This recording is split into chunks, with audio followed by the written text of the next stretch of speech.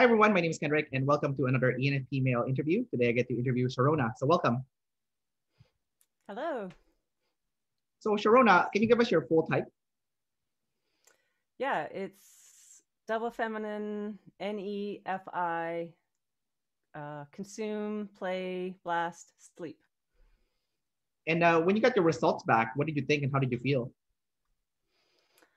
Uh, my initial thought was, yes, I get to keep my EPNE status.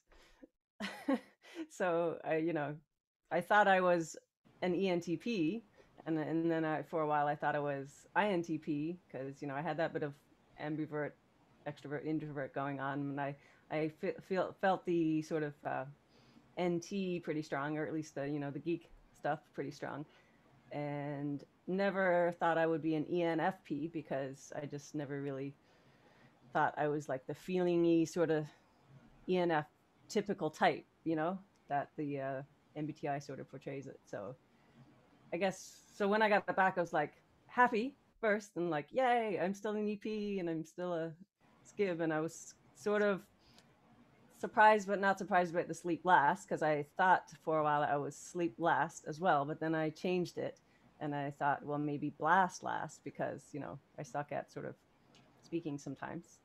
And but then I kind of went through like a little bit of identity crisis and then seeing like the ENTP stuff and thinking, oh, say goodbye to the ENTP status after 6 or 7 years. So but now it's kind of settling in and I'm sort of seeing the parts and so on. So and I was actually sad to say goodbye to the TI because I was just like in the TI part, but then I realized, well, I guess I'm not as TI as the TIs. So and I'm starting to see the TE and the block banging and so on. So I'm starting to own it.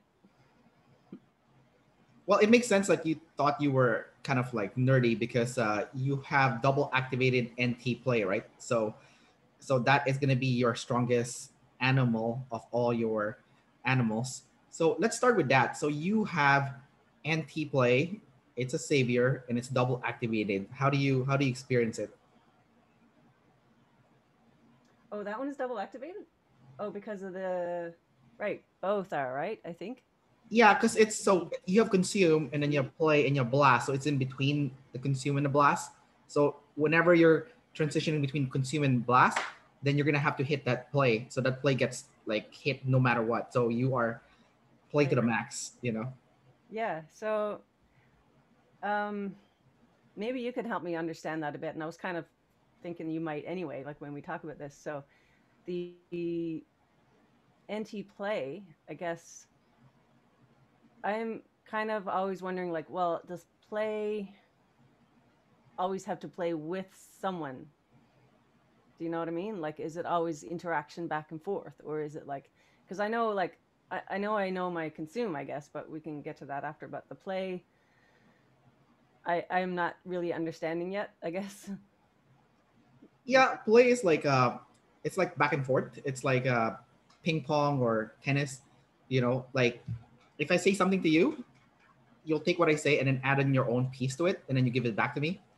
So we're building onto something. While if you're just blasting, it's just like you telling me something, but there's no back and forth. It's just like you tell me what you already know, and then I tell you what I already know.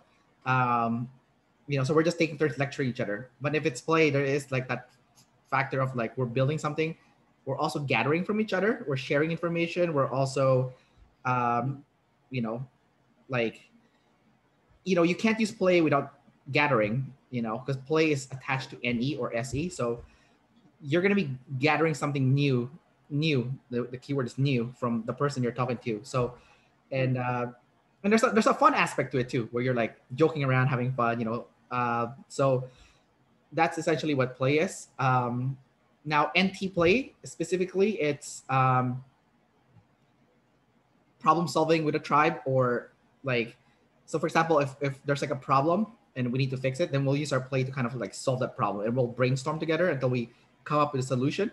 And but it could also have to do with like you're a teacher, right? You teach music, so it could be like figuring out also how to best teach someone something so that they would understand the lessons.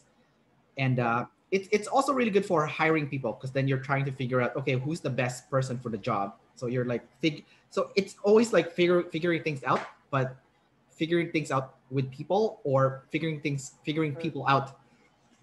Yeah, so it has something to do with that. So does right. that resonate with you at all? Well, yeah, I know. Well, I know that figure things out certainly does, because I know I always like to figure things out. Um, and the music theory, of course, I'm always trying to like figure out the best way to explain something, you know, and I've gotten better with that over time because I do have low blasts. So I know that my tendency was to sort of like give an overview of a concept and not really get slow on the details. So if that's a part of the blast or if that's a part of the play, but yeah, the sort of looking for answers or looking for reasons, looking for you know if you think NT in the bear terms, I guess intuitive thinking. So I know I do a lot of that, if that makes sense. I think even if your blast is third, like, you do have access to it, and because your play and blast are together, they're like attached to each other. You can have an easy transition to blast, just by that relationship, because they're beside each other, right? Mm. Um, your blast, however, is double feminine, so it's gonna be tough, especially tough, because you're gonna forget your facts and details. So by the time you get to the tribe, it's already gone, and you have to like rework it again. So Yeah. how do you use, because you're a teacher, so you have to blast, there's no choice. It is, I mean, you can teach with play and make it interactive and and stuff, but at the end of the day you still have to blast. There is certain concepts that you have to teach them. For example, before the interview you were telling me about like reading the musical stuff, right? So like you have to blast that to your students. You can't just use Mm. play for that. So how do you use your double feminine blast? How do you teach them the facts, the details, the step by Yeah. step? Okay, so yeah, I can definitely talk on that, because you mentioned, well, you can teach with play or you can teach with blast. So that's a really good point, because I think most of my life I was teaching with play, if that's the case, because I was more a piano teacher. So I was teaching, one on one with the kids, sometimes groups, but mostly one on one. And that would be like play interaction. Like I would show them things and show them how to play a song, or show them how to read the notes. And now that I've just started teaching these theory courses. So for someone who doesn't know what theory is, I had to explain to Kendrick, but theory, like music theory, is reading notes. So now that I'm teaching theory courses, that's where the blast is really getting worked, I guess. So like I'm having to explain, what is the interval of a minor seventh and how do you figure out an interval of a minor seventh? Whereas before, doesn't matter what it is, but whereas before I would normally like the kids would have their own theory books and the theory books would teach them basically. Like they'd have their workbooks. So now with having to work my blast at this point in my life, it's like I have to sort of figure out how to explain those more technical concepts in a clear way. And I'm practicing that with the online classes, because I'm realizing, you know, I probably was bad at it, and now I'm just trying to like get good at it, I guess. So yeah. So it's double feminine. So can you talk about your feminine SI and like how it works or how it doesn't work? Because you're gonna be SI is all about like step by step by step or details and facts. So how is your memory with that stuff, and how do you use it to teach your students? Because it's your blast is third, so you can technically do it, Mm. which you do, as you mentioned already. So what are Yeah. you doing there? Um, so feminine SI, and by the way, if you see me looking over, I'm just looking at the list of things you wrote out for me. So just so you know. But the feminine SI is like I do actually have a really good memory, but it's not audio memory. It is definitely visual memory. So, and I do remember dates. Um, Not sure about facts, but actually, I used to memorize everything in school. So like I feel like my feminine sensory is not like on the bottom end. Like I feel like there's still a spectrum of feminine versus masculine sensory because of my own experience. Because like I'm very visual, but like I'll remember dates like when Beethoven died and when he was born. Like I'll know Mozart's birth and death dates and so on. But um, it's probably a visual type of memory because I'll see the numbers in my head. And I used to actually memorize license plates of people in my town, and I used to memorize phone numbers. I memorized my credit card numbers, but it was like a visual recall. So if I had to recall a number, even if it was a number I hadn't recalled for ages, I would go like, okay, just give me a second. And I would just like, literally, it feels like I'm pulling it from somewhere inside my head in a visual picture and rhyming off that number. So I'm not sure what the original question now was, but that's how I feel my sensory. Like it's not just a feeling or a concept. It's like visual pictures, even numbers. Gotcha.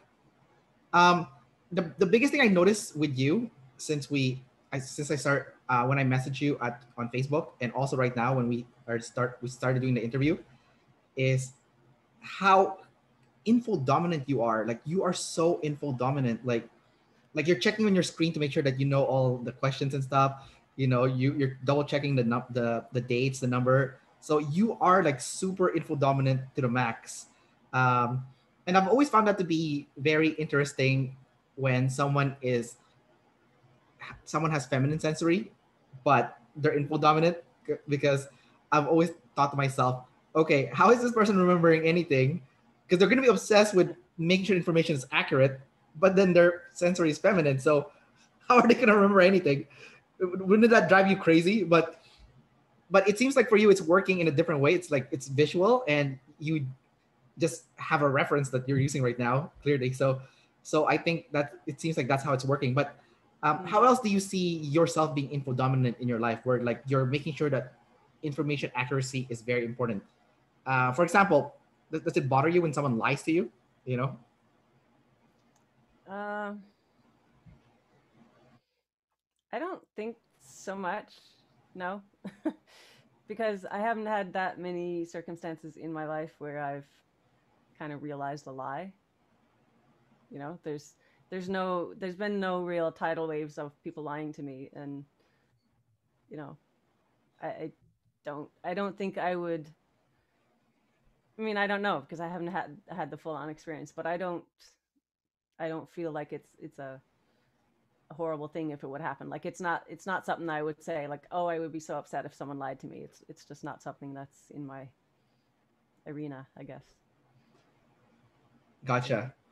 Um, Now let's go with your NE, your masculine NE. How do you experience that? That's the one that's kind of confusing to see, is masculine NE.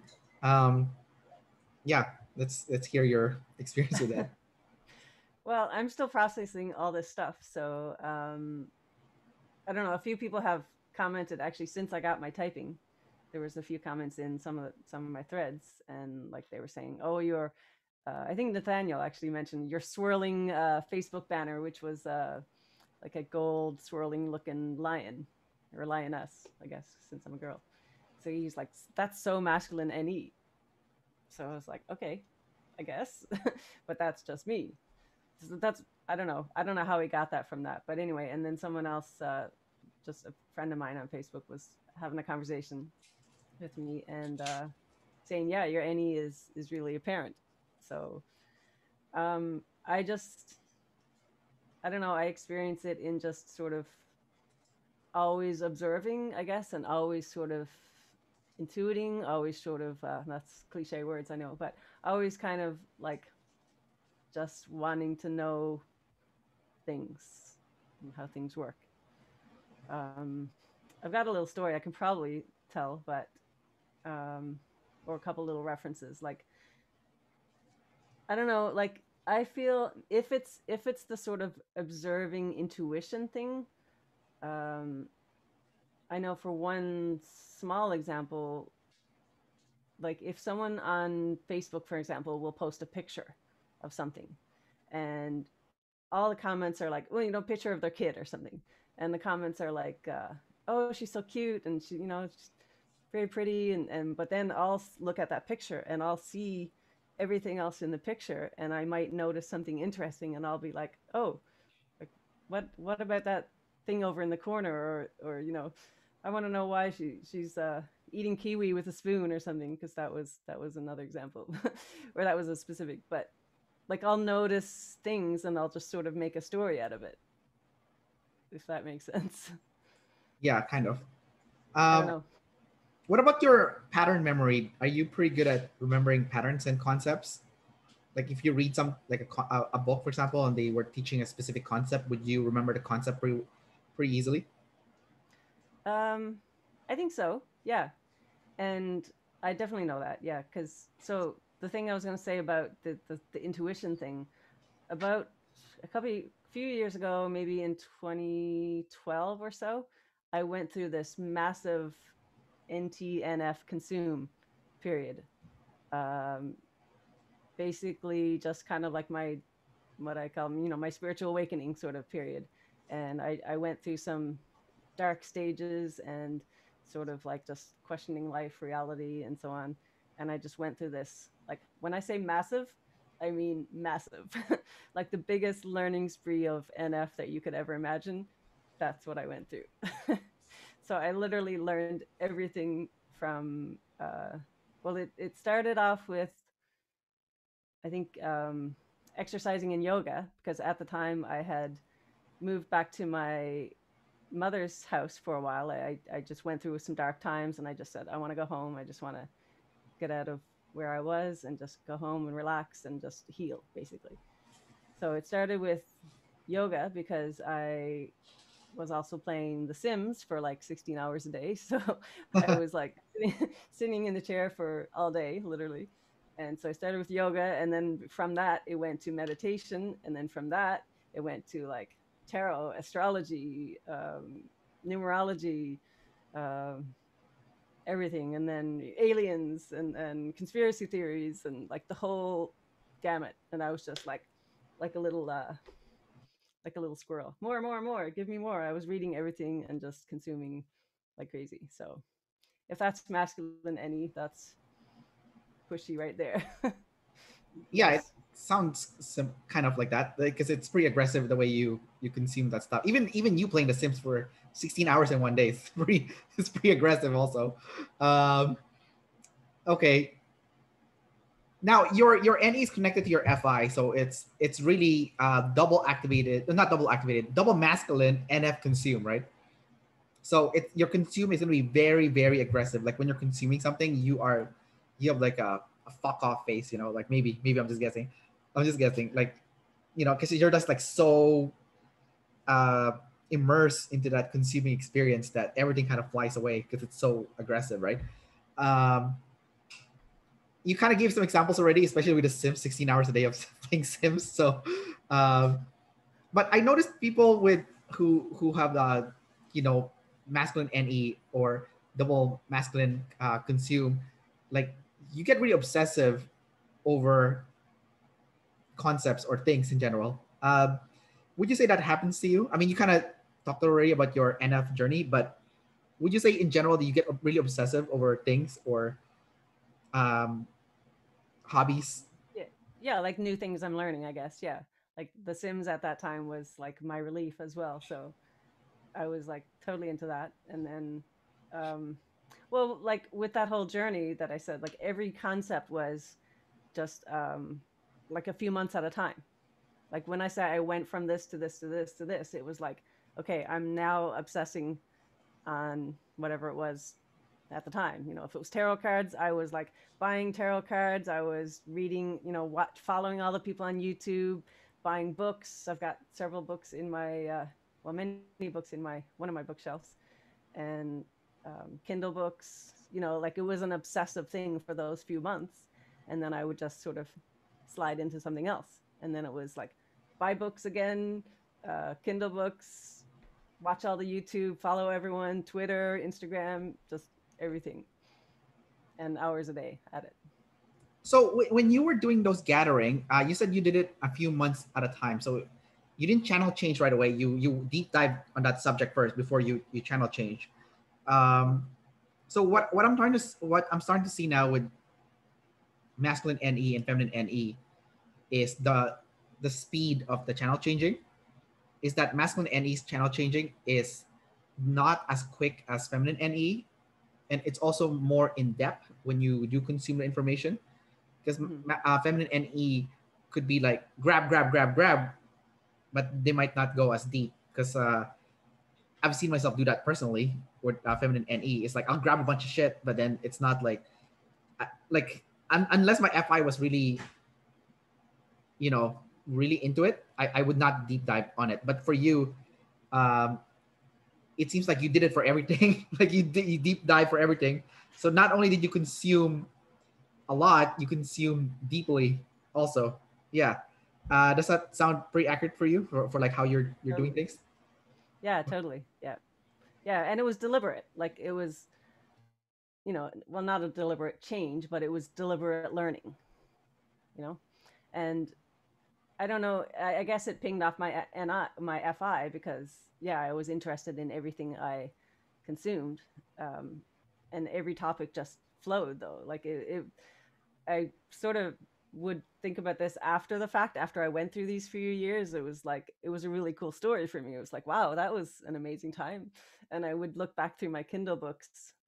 And because I bought physical books, but I also had a lot of Kindle samples. So I would just download samples of books, just read the sample and then move on to another book, but it was all within those same topics for those periods. And so I would look back and like, wow, see how I went from this to this to this to this to this to this to, you know, where I am now, I guess. You know, the interesting thing about you is that you are using SI. Like you kind of just did a list there, and but yeah, because like even when you tell your story, you're telling it in an SI way. You're like, you know, there's like a kind of like a start, middle, and end. Like you kind of um, Mhm. what's the word I'm looking for? It's I can see the spectrum. It's not like you told me like some story, and then it like I was like, what? Where did that come from? It's not like you just threw something at me. There was like it was like an organized story. Is what I'm trying to say. Um, However, I am just curious though. So one of the things when it comes to the NESI axis is that when you do consume with the NE, if you are a double observer, the right thing to do is to take whatever you learned using your NE and distill it in your SI.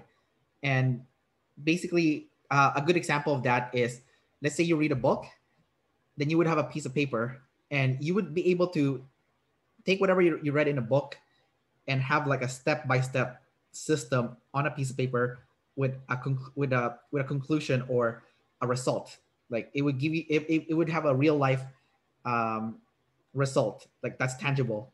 Okay, like the book The Total Money Makeover is my favorite one, that as an example, because the final goal is financial freedom, right? I've So heard you tell that story. Yeah. Yeah, right. totally. So but I mean, there's more than that example. So how do you have you ever tried doing that before, where because you read like shit ton of books, but have you distilled them to your SI where it's like step by step with like a conclusion, or no? Okay. No.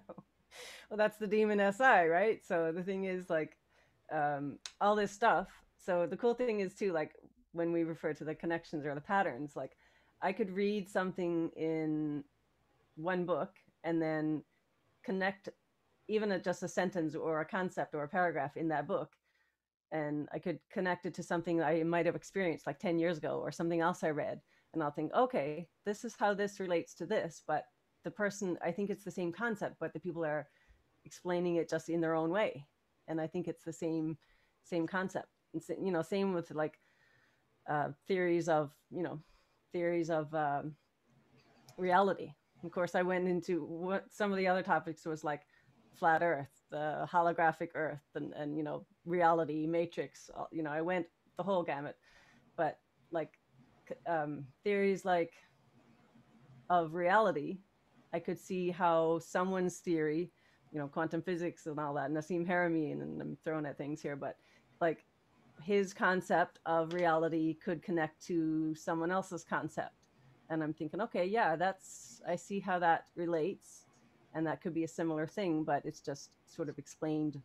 Someone might explain it scientifically, and someone might explain it sort of more esoterically, So but if you have to just refer back to your other question, because that's my SI. If I had to explain to someone that concept, I wouldn't be able to do it well. Like I would have to sort of go back and reread or put something together, or write my own book about it or something.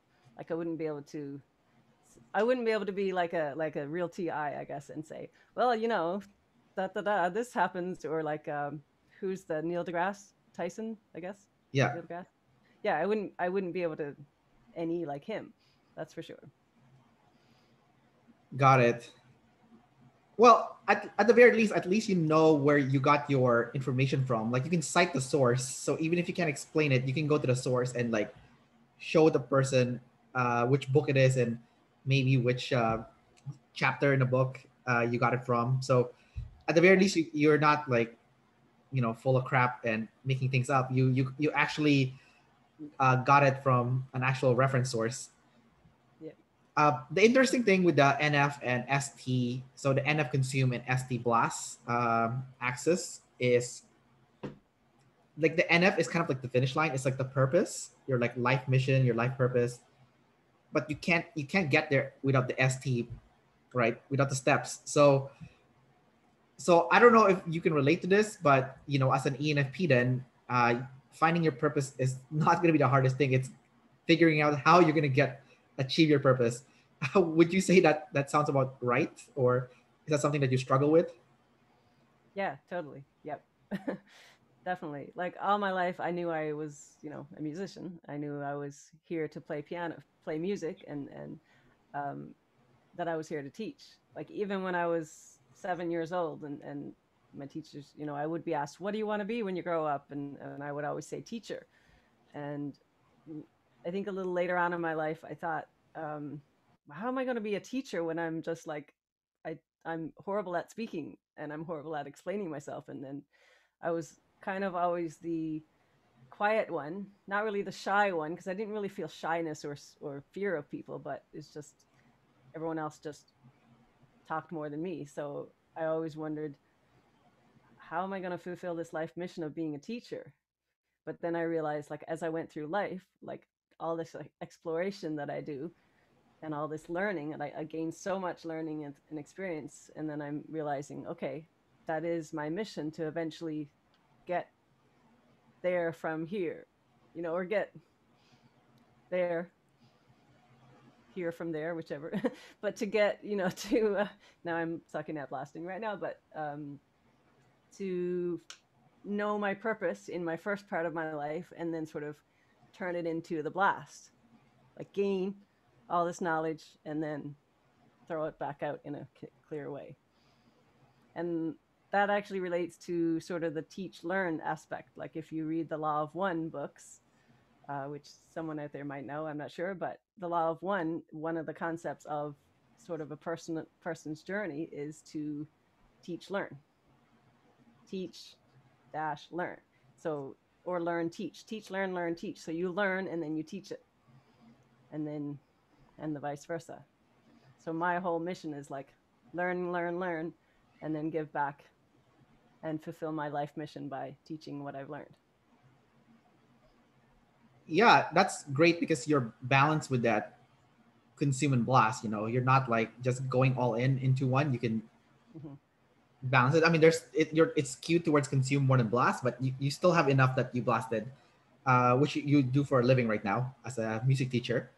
Yep. Um, I think what I find fascinating, like if you compare, like let's say an ENFP to an INTJ or someone, those guys that has that certain functions of animal stack and function stack, is for them, their NF is sleep, right? So they find their purpose from within, but we're a little bit different because our NF is consumed. So we find our purpose from consuming things, you know. So it's not like you woke up and you had like, okay, boom, I know what I want to do with my life. It's more like, yeah, I consume a ton of things in my life, experience a lot of things, and and then through all that, I like something resonated deeply in that FI, and then you're like, yep, that's the one I want to be.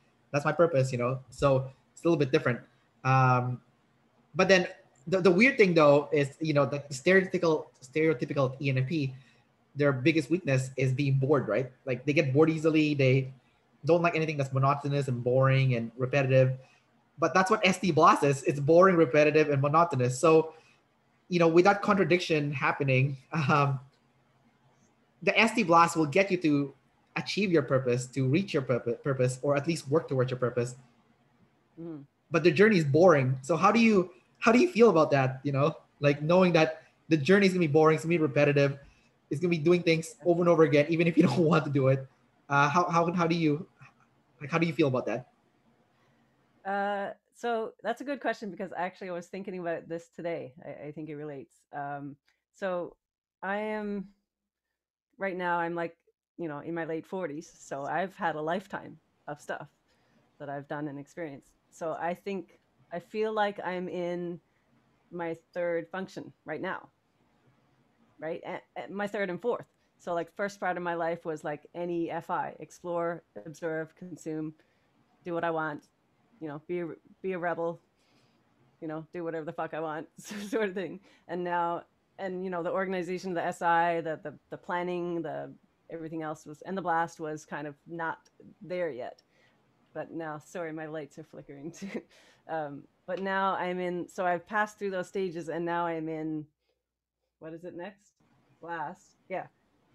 Well, I kind of went through the sleep blast at the same time anyway. So like I went through the sleep or discovering my sleep blast when I went through that journey a couple years ago. But like I'm in that stage of blast where I enjoy it.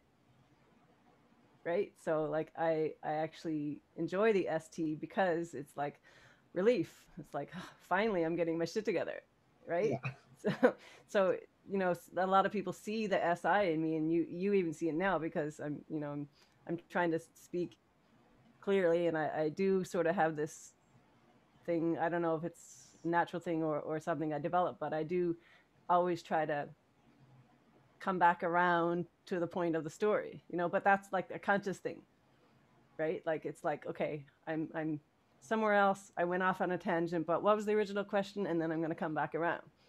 That's sort of a conscious learned thing, maybe. I don't know if it was natural or if it was learned, but it kind of like I enjoy the blast. So people who see SI in me, it's like, yeah, they think I'm lead SI, but it's just because I'm in that stage now. I'm in that time of life where I'm developing it.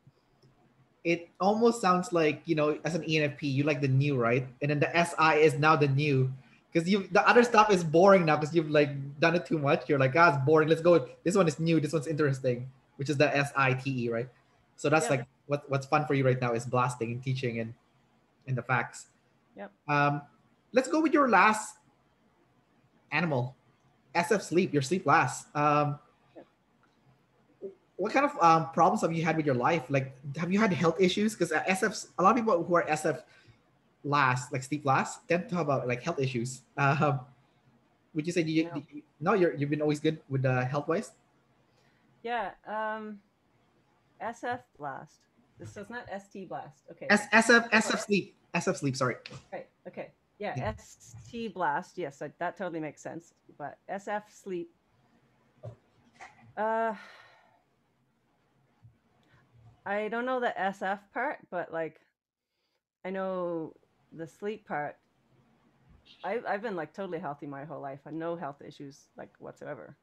Just maybe some minor bumps if I'm clumsy or whatever. But um, like the sleep part, I think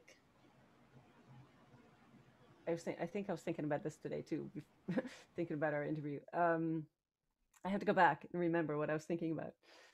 So the emotional part, like the FI, I didn't really get at first, and that's why I thought it was like T, you know, non-emotional. But then I'm realizing, like, yeah, I'm like hella emotional because I I always have said, like, I feel so deeply, but yet nobody knows it. Like, nobody knows the depth that my emotions can go.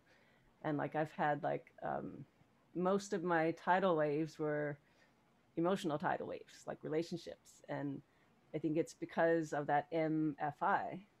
And I'm realizing, I guess that's what that is. You know, the MFI is like so deeply private and nobody knows, and you don't want to talk about it and you don't want to sort of express yourself.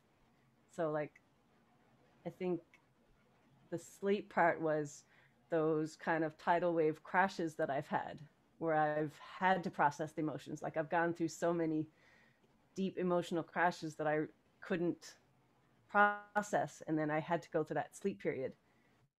That whole consume area, that whole consume time that I just told you about was like sleep as well. So that was like processing that emotional thing, processing the emotions and consuming and trying to figure out the stuff, I guess, if that makes sense. Yeah, I mean, consume and sleep, they both touch the FI. So if you had to transition to sleep, then the consuming first would be the best way to transition over to sleep. So Mm-hmm. it seems like you were describing to me your emotional processing. Yeah. Um, so sleep, SF sleep has, I would say, maybe about four dimensions. So it seems like the emotional processing is something that you've worked on in the past few years, Mm-hmm. and it's something that you've really honed. What did you discover when you worked on that emotional processing? Like, what did you learn about yourself when you went through that journey? Digging through all the demons of the past. Yeah, just I purged a whole lot of stuff basically. It was it was pretty dark times at times. Um, like, you know, when you talk about the dark night of the soul, have you heard of that concept? I have not, no. No, no. Okay, I'm surprised not many people know that because I was talking to someone else about that and they didn't know. So, the a dark night of the soul is where you basically go on a journey of spiritual growth, or like just it's basically not just that, but it's like it's the darkest crash in your life, going into the deepest darkest hole and figuring out how to get yourself out of it. And then when you come out, you realize who you are, what life is about, and what your purpose is, and what your mission is from there, basically. So, like, my dark nights of the soul have been, you know, certain relationship thing, and to me, it was like the most horrible times. Um, I guess because of the deep inner emotions, but it was really effective. It was like intense. It was just intense pain, basically. Like the most intense emotional pain that you could ever have. I've had it. So that's the dark night of the soul. It's like your crash and burn. It's like, you know, some people might even call it a midlife life crisis or compare it to that, but it's more than that. It's like your spiritual journey. It leads you out of the darkness, basically. That. When you got out of the dark hole, out of the darkness, how did your life's outlook change, and what did you do differently moving forward? Well, I just kind of discovered who I was, I guess, and what everything was for, I guess. So, like, this might be hard for me to tell the story because I've never actually told it before, and I'm now telling it on video. But I've told parts of it, but not fully. Like, just kind of realizing um, my music and my passion, and you know, the music and the teaching go together. So it's realizing that my mission is to, you know, bring the music and make the music and bring the music to the world and to teach that. And being a teacher is, it's not just teaching music, but it's teaching my experiences as well. So like a couple years ago, when I went through this, well, up until a couple years ago, because that whole period of sort of growth and sleep learning and stuff was like 4 or 5 years. Right now, I'm sort of out of it, and I'm in the TE stage. Like I said, I'm in the blast stage, so I'm not like there's no depression, no horribleness going on now, but um,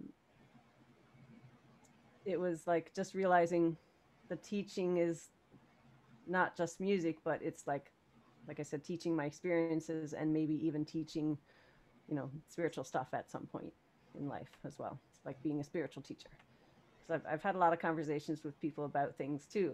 We've had a lot of esoteric conversations, late nights, and I really enjoy that. I love that sort of NT talk, NT play, I guess. So maybe that's what the NT play is. So sleep, SF sleep has multiple dimensions, as we talked about earlier. So it sounds like one of your discoveries was being a music teacher. And the interesting thing about music is it's very SF. So that's like the SF in you that you're now sharing to your students. Um, have you always been a music teacher, or is that something that just happened like in the past, decade? No, always, You've always been a always. music teacher? Okay, so Well, not when I was like 6, but I've always played piano since I was like 6 or 7, but been teaching since 17 years old. oh wow, okay, so that's where the SI is, because you've stayed Yeah, with it for this whole time, and as I mentioned, music is SF, so that is like yeah. you've been sleep processing essentially through your music, Mm. um, and so So another part of SF sleep is setting boundaries. How well do you set boundaries with other people? not well, hence the crashes. I don't know how to set boundaries. I only learned the concept of setting boundaries literally a couple years ago. So yeah. Did you do anything like to set boundaries that like kind of surprised you when you tried doing it? um, yeah. I don't know if I can come up with any examples, but like just kind of like just knowing that um, I'm not going to do certain things if it's gonna set me back, or like just setting boundaries for my own self, my own health, and my own time and so on as well, I guess. Yeah, because SF sleep, like setting boundaries, it has something to do with the tribe too, right? Like the people around you, your family, friends, and whatnot. So I'll give you a concrete example. So one of the new rules that I created for myself is if someone screws me over, I don't talk to them for 1 year. That's my new thing. And not only did I set that rule, I actually been telling it to people. So like my sister is, I think she's an ENFP, and she is just very disrespectful of my time and at a lot of people's time. She's like very flaky and whatnot. And I don't blame her. I used to be like that too when I was younger. I was like the flakiest asshole there is. And I learned in my 30s, I stopped doing it. I was like, okay, that's horrible. Don't do that. If you say you're gonna show up to something, you need to show up. Like don't. And if you can, if you know you're not gonna make it, don't tell them you're gonna make it. Tell them you're not gonna come. Just make sure that your word means something. Um, so my sister, one of my friends growing up in high school, a lot of them used to disrespect my time, and I started setting this rule now. So my friend from high school, I told him, "Oh, you screwed up, you screwed me over, and my other friends. All right, we won't talk to you until next year then." And then like I didn't make it I didn't make it aggressive or anything. I just said it as like matter of fact, right? I said, okay, I won't talk to you until next year, and then I should block them, and I won't unblock them until next year, right? So, I know it's kind of harsh, but my sleep is double masculine, right? So it's a little bit different from yours. Yours is like more in the middle. Yeah. So I'm kind of curious how yours looks like, but for me, it's like super aggressive. Like I told that to my sister too a few days ago, and she was like, "Oh," she was like shocked, right? I was like, "Yeah, just heads up," like so. Um, and I think for me, because like sleep is preserving energy, right?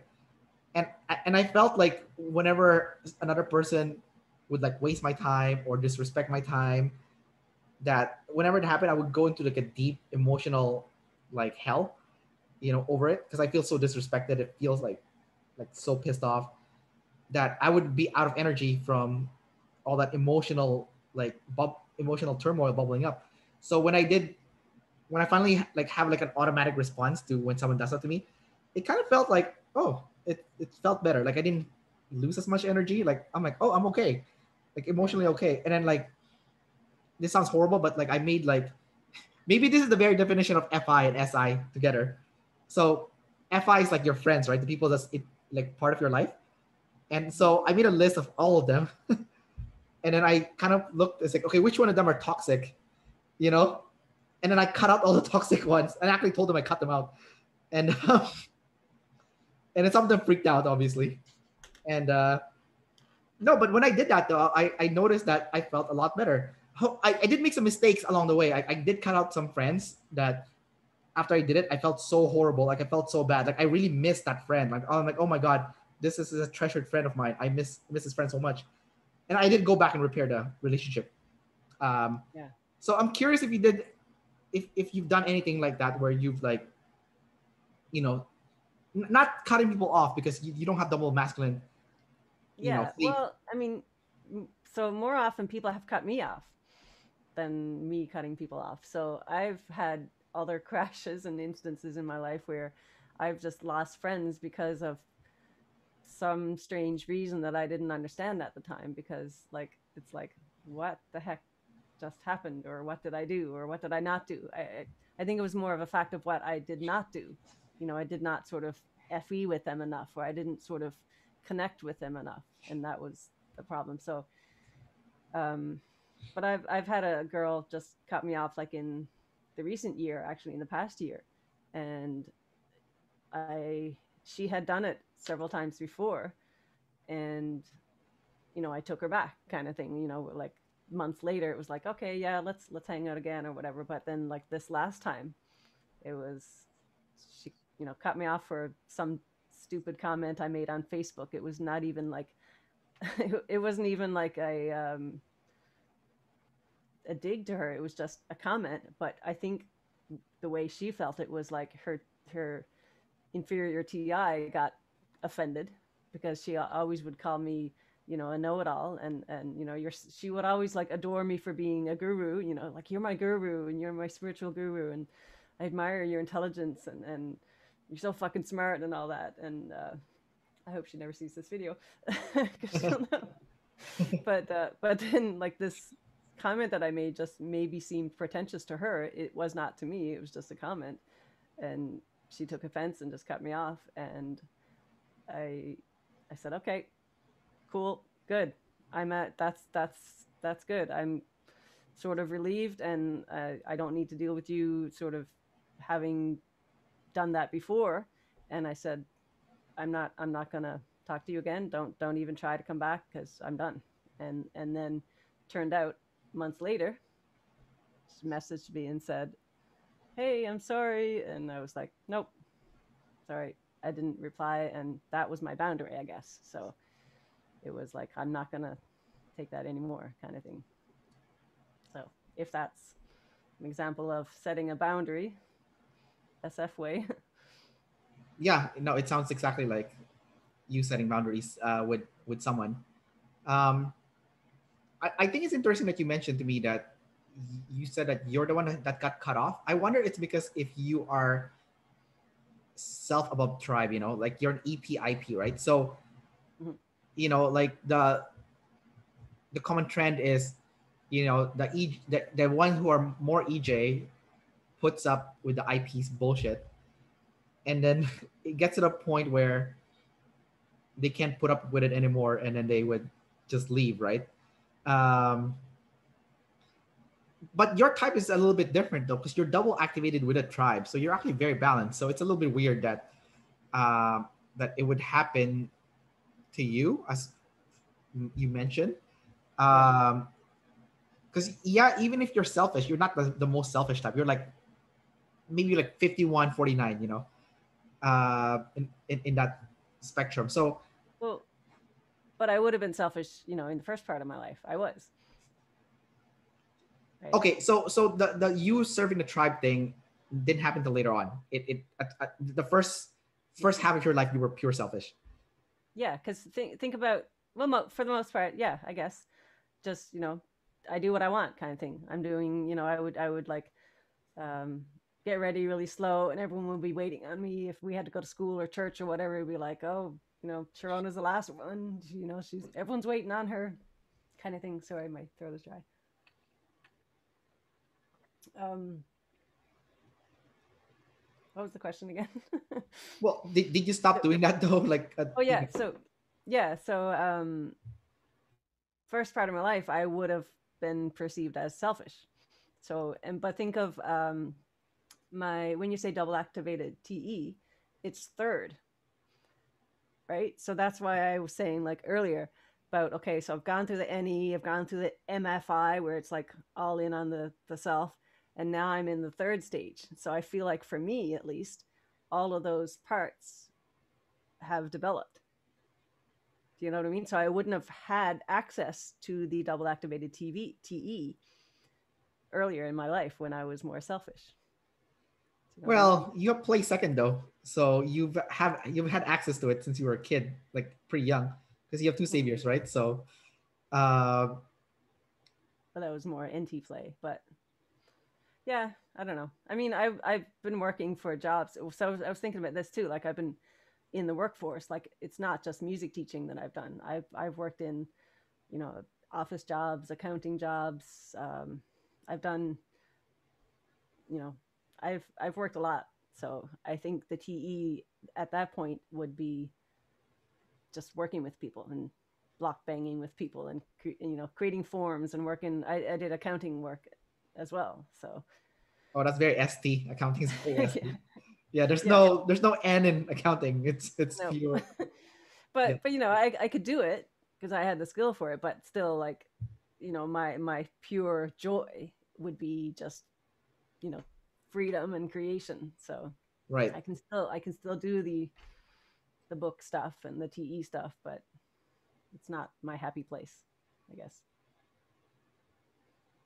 Well, it's hard to say because you do have play second and it's savior, so it's like super hard to say like it's not Okay, your happy place because it kind of is. It when it's you do kind of fun. All right. well when you do the play, it's a happy place. When you do the boss, it's a demon, right? So it's half happy place, half demon. So uh Yeah, okay. I can uh, relate to that. Yeah. okay. I'm just trying to think here. When did that transition happen though, where like you felt like you were way too selfish, and because you're double decider, right? So you're gonna be aware you're doing that too much, and you need to chill out with that and like be better be a better friend or be a better person. So when did that transition happen? Was it something that happened in a flick of a finger, or is it like gradual when it happened?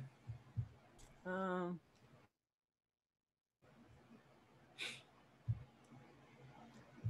I don't know. Well, probably. Hmm.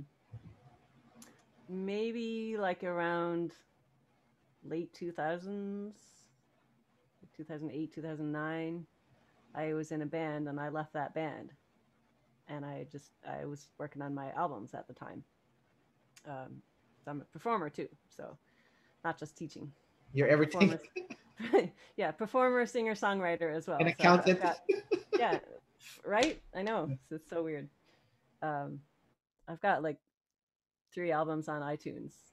So Oh, sweet. yeah, I've so part of the whole period before the whole consume spiritual awakening thing was my performing career. So I was like full on sleep last at that time, like never sleep, drinking rock stars all day and drinking booze all night and playing in bands every weekend, several nights a week. So I think at the time, I think it's like the end of that period when I came out of that period before I went into the deep dark nights of the soul and the spiritual awakening period. I think somewhere around that time that I sort of realized, okay, something's happening here, and get your shit together and be nice to people, kind of thing. Oh, so you weren't nice to people at that point. You were like a jerk to people. I was nice. I was always sweet. Hello, I'm always a sweet person, but but I had this sort of just like brick wall, maybe. I don't know, sometimes.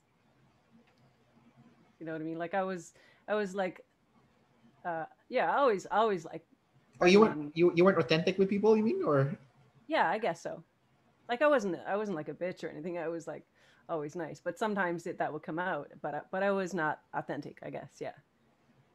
It was not I I was see. not like expressive about me enough. Yeah, you were socially acceptable, nice, but you weren't like you didn't show the real you, which is the SF side. Yeah, I Um, guess. so that's a weird one. That's a weird one because it's like it's not like you're being selfish. It's just you weren't being authentic. It's a little bit weird Yeah. because especially because you're FI savior, right? So it's like, huh? Wouldn't that make you authentic all the time? But no, because you're consuming first, right? The sleep is last. So you Yeah. weren't being real with people. Is I guess the thing, or maybe even to yourself. Maybe you weren't being real to yourself too. You know, have you Yeah, considered that? Like you weren't being real to yourself? probably. And I probably just I didn't realize it. Like I just didn't know what it was, you know? I think I kind of referred to that in my typing video with for Dave and Shan. Like it was just like I said something about I spent the first half of my life unconscious. You know, I was not conscious of the whole sort of connection thing. Like, you know, I was not conscious of my own self and why I felt certain emotions, I guess. And then things would happen, like these things with people would happen, and like I'd be like, what the heck did I just do, or what did I do to offend you? And it was like I said, it was not something that I did, it was something that I didn't do, which Right, was be authentic and sort of hear them as well. Like I always had this sort of longing, deep longing to be seen. You know, you always say like I want to be seen, right. not just heard, but I want to be seen. I want to be known. You know, I want someone to know me, but I didn't even know myself, let alone someone else knowing me, let alone me knowing someone else. Yeah, yeah, that You makes know, it sense. was just part of that sort of unconsciousness of not even knowing what that was. You don't know what you don't know, right? Right. No, that's a really good insight that you've had about about the sleep lasting.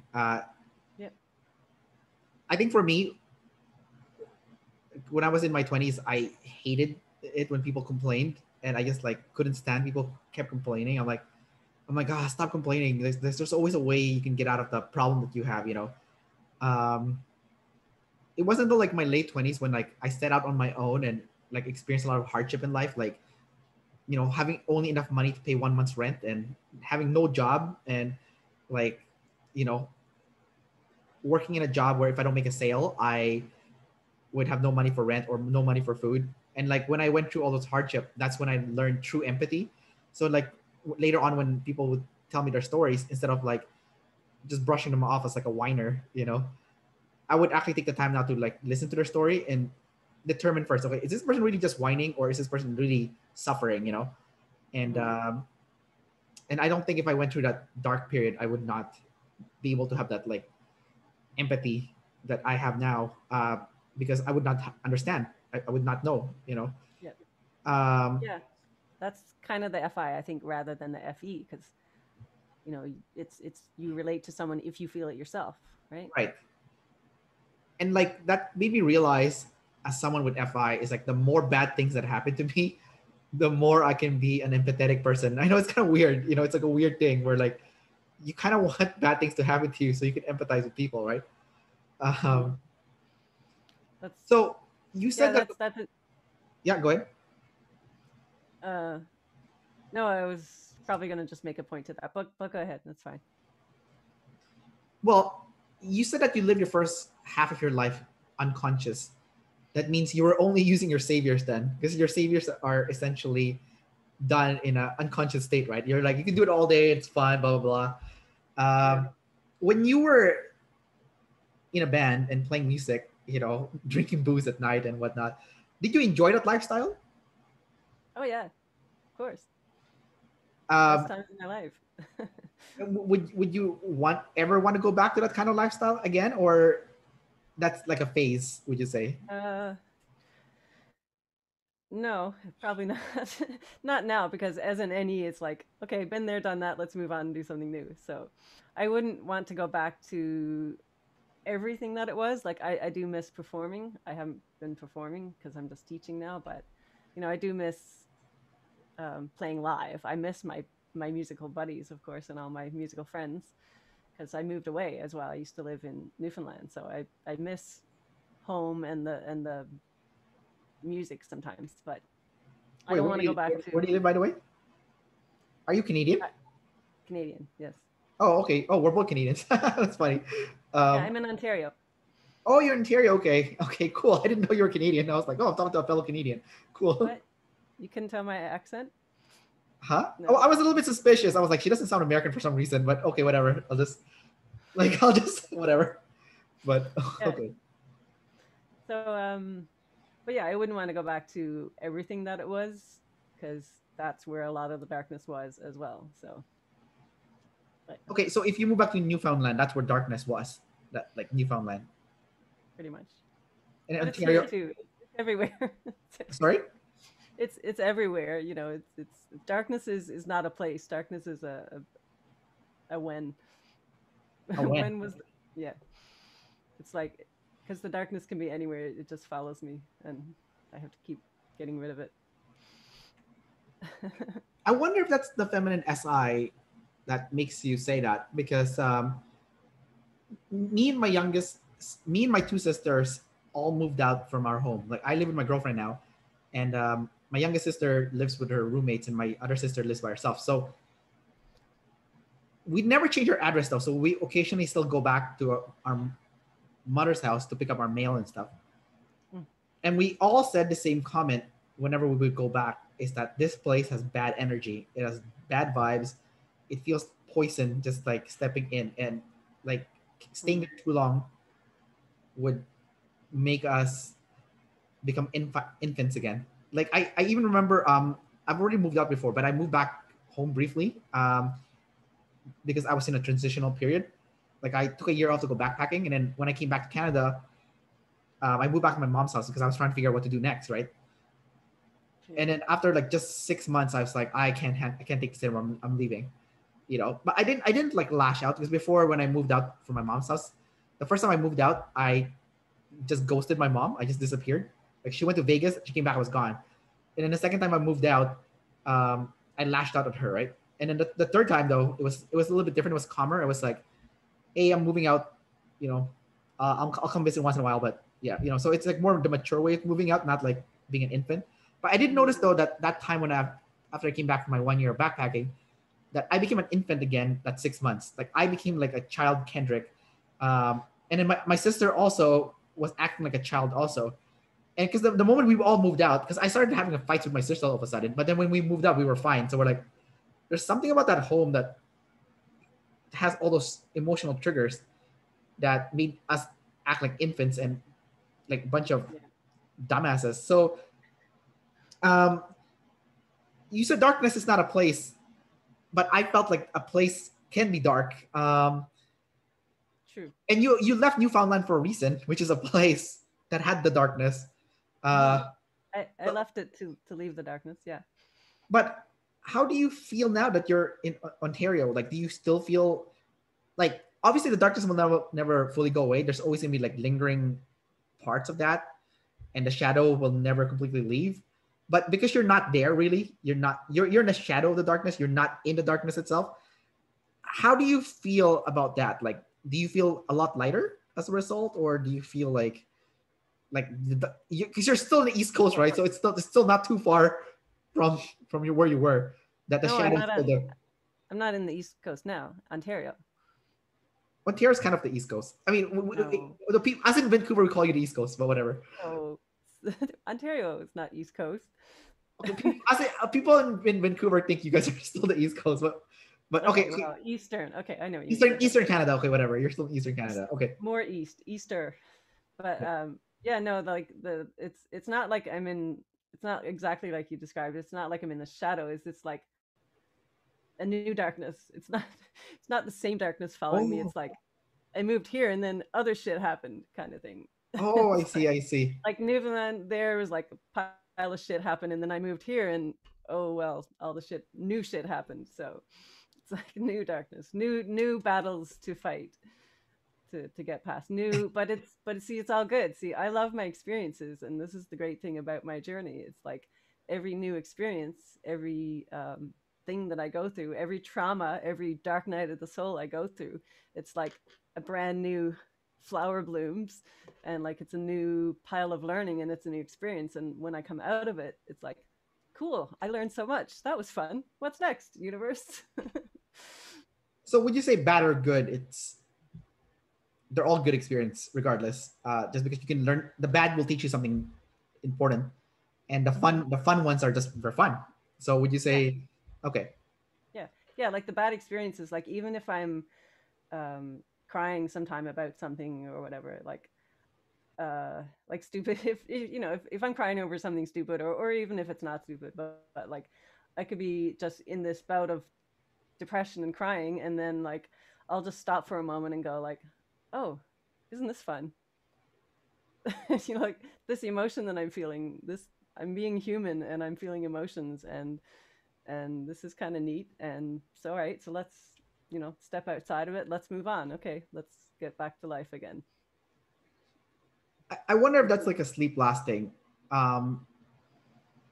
Because you said that you felt like a human and you felt emotion, and I really related to that like word that you said, that because many times I felt like an emotional robot being sleep last, but the Mm, times when I would avoid negative emotion, but when it did happen, like the first few times it did happen, and like I did cry and I did feel like garbage, I also felt human. It was such a wonderful feeling that I actually wanted more of it, even though it was negative. It's kind of weird how that works. yeah, yeah. Um, so I, is there? Would you say that's why you would welcome it, because it gave you that feeling of being a human being, like, having feelings and yeah, whatnot?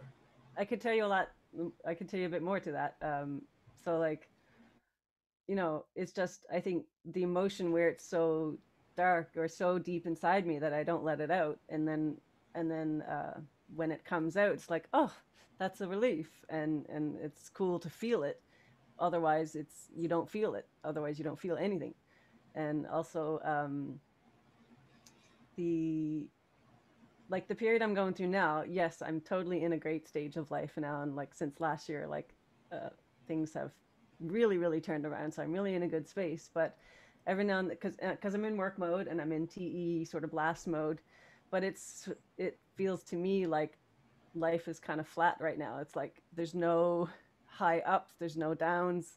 It's like kind of boring sometimes doing the ST, although fun at the same time. But like every now and then I'll think, God, I miss emotion. I miss feelings. Do you notice my shirt? It says Yeah, feelings. right. But like I'll literally feel like missing feelings. Like, oh man, I wish I just really was in love with a boy who rejected me again, so I could just feel that emotion again. You know, so I just miss that intensity of, you know, Like being in love emotional bliss. and Not being in love. No, it's it's being rejected. it's like I miss the dark emotions. I see. Weirdly enough, right? Yeah, Gotcha. I miss the darkness. I miss the darkness sometimes. Yeah. So I have to like, you know, put on some, you know, turn off the lights and light some candles, burn some sage, and put on some ambient electronic music, and just sort of go into that spacey space again to sort of try to get back there. You said that you are in your late 40s. You don't look like it, by the way. You look really young. I thought you were not in your late 40s. So when you said, I was like, wow, you age really well. Um, but I'm guessing you're not married then, and you don't have any kids.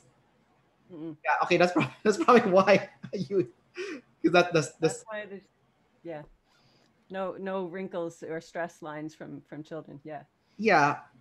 But is that something that you have, that you deliberately did, or is that something that you wanted to do? Uh, apparently my soul probably deliberately did it to me. Whereas, which means um, I came into this life desperately wanting a partner to share the life with, and seems like that wasn't my contract. That wasn't my mission.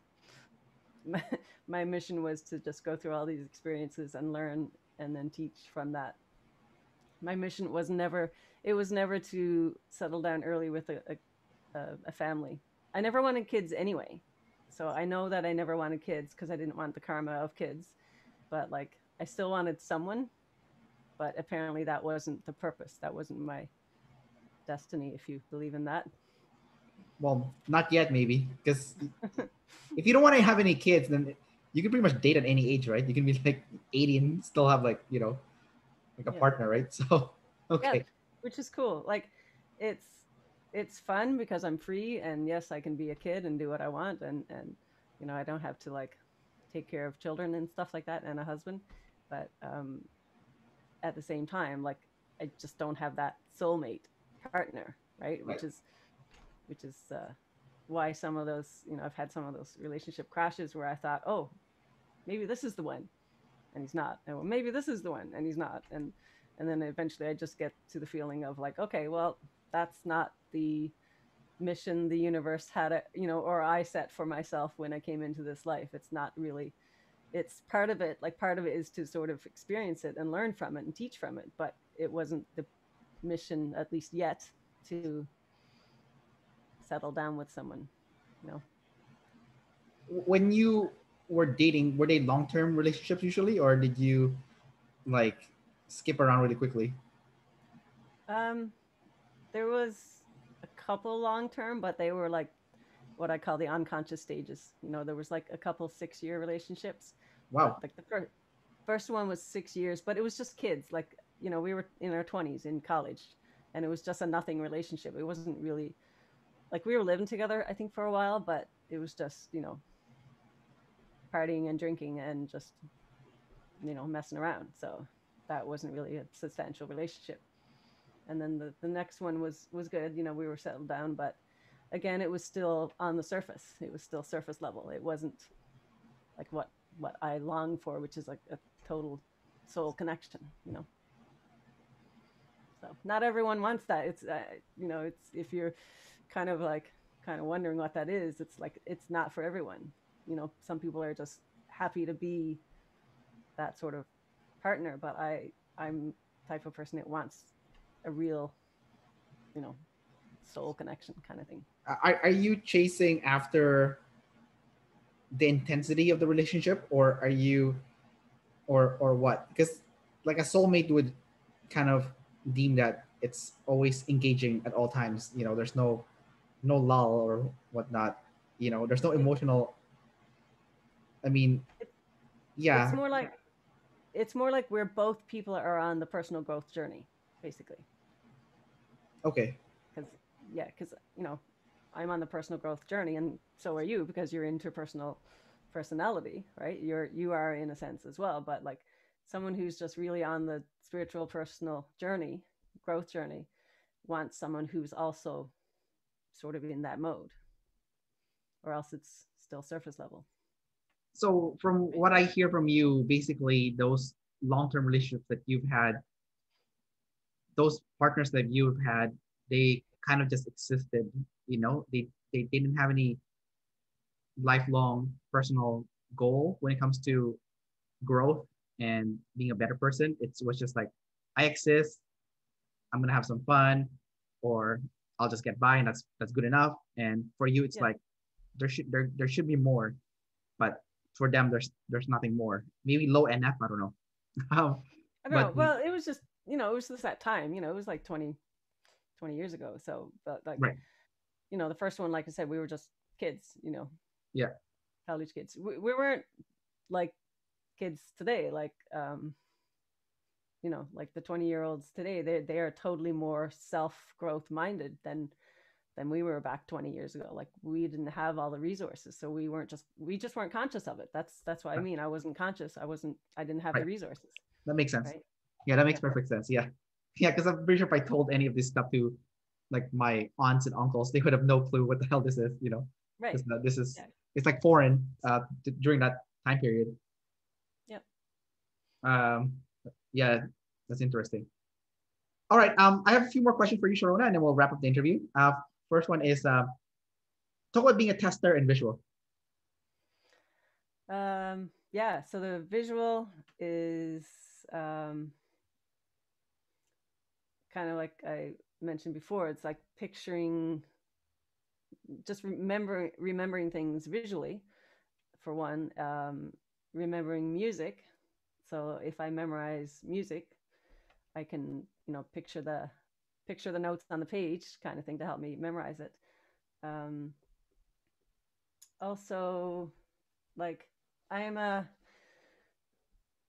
so I guess in high school I used to memorize all I used to memorize for my tests. Like some people would say like read the paragraph and then know the concept and just sort of recite it back in their own words, but I would like literally memorize the whole paragraph or the whole chapter. If we had a test, for example, I would just um, memorize visually, and I would write my own notes in a certain way, and by writing it and reading it, I could remember it.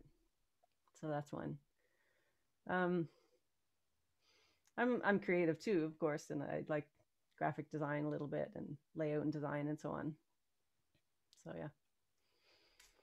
I think that's interesting that you went the music route because you are tester visual. Usually that's like auditory people, or mass or double masculine would go into music, right? What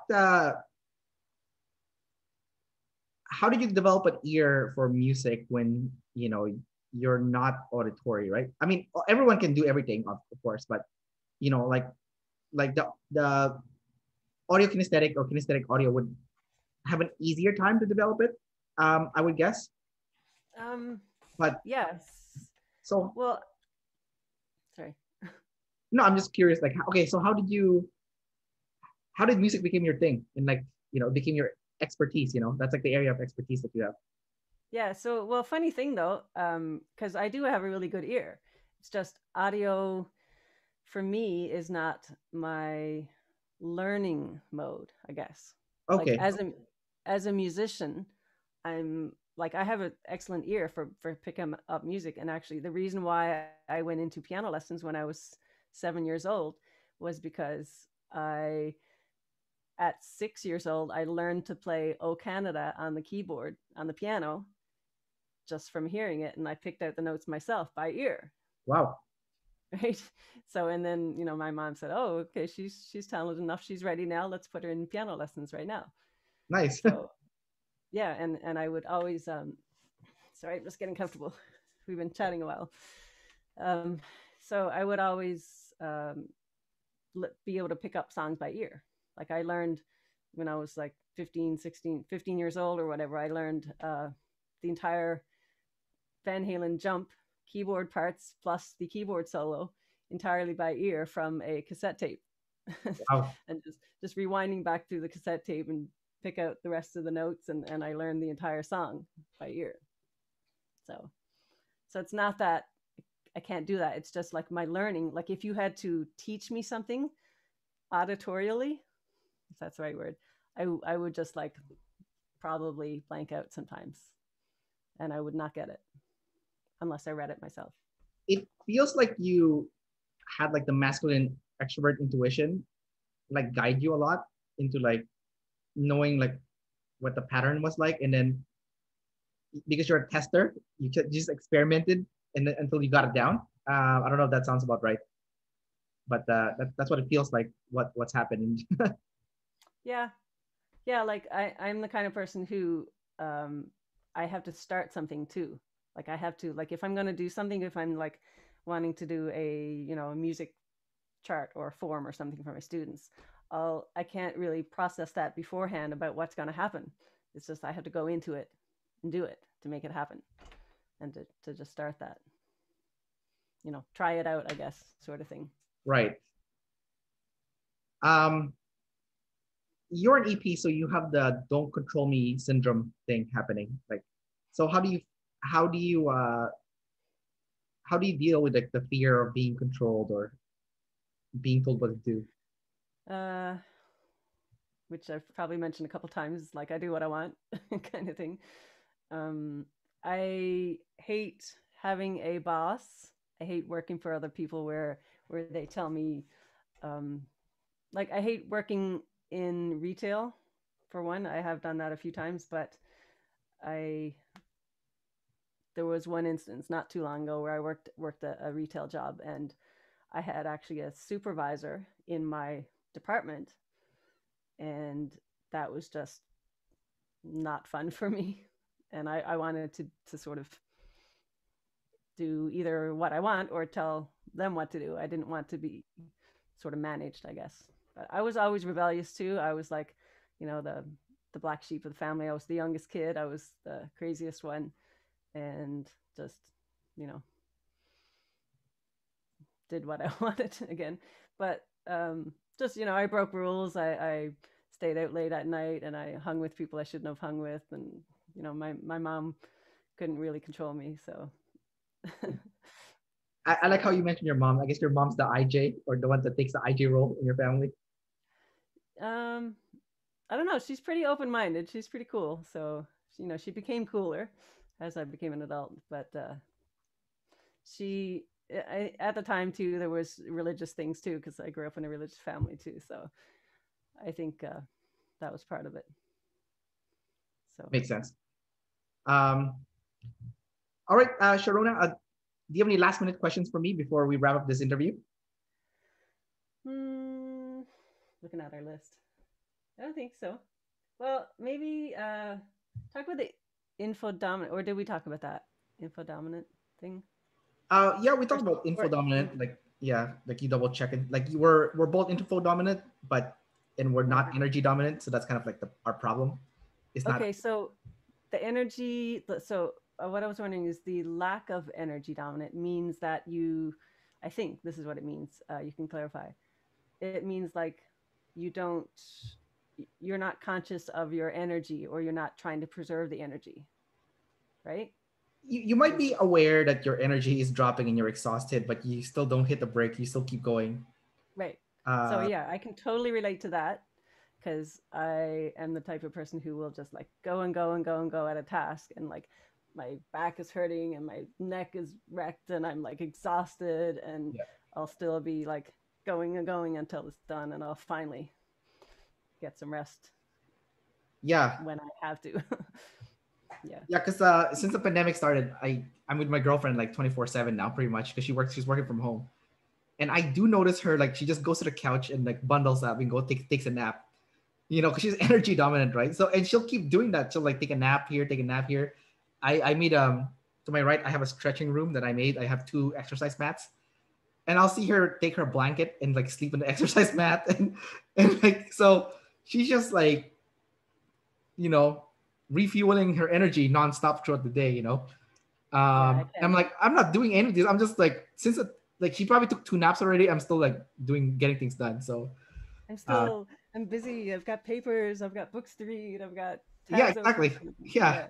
Yeah. It's And like I can't. I've never taken naps unless I'm like, going on 4 hours of sleep. I'll probably have a nap sometimes, but never have a nap for no reason.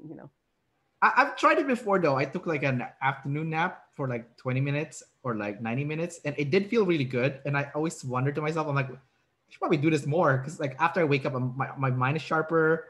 I think better. I'm more productive actually. So I'm like, I don't know why I'm not doing it because Yeah. it felt good to do it to have like a timeout. So That's the SF sleep partly, I guess, like taking care of yourself, yeah, like or being even not taking care of yourself. yeah, like the ESTJ that they like to use an example in the class, like Wes Watson or something.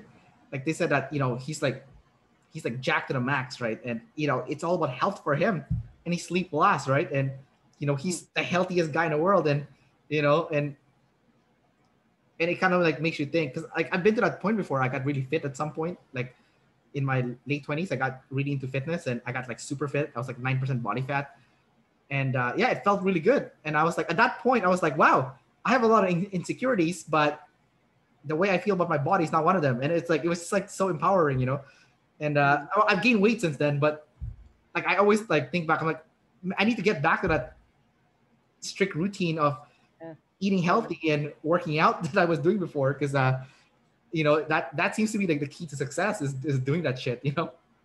Yeah, well, when I was doing the yoga there during those so many years, I was like really loving that. I was doing yoga all the time and haven't done it for years, but yeah, I'm gaining weight too. You might not notice, but it's there. Yeah. But yeah, that's Yeah. sleep.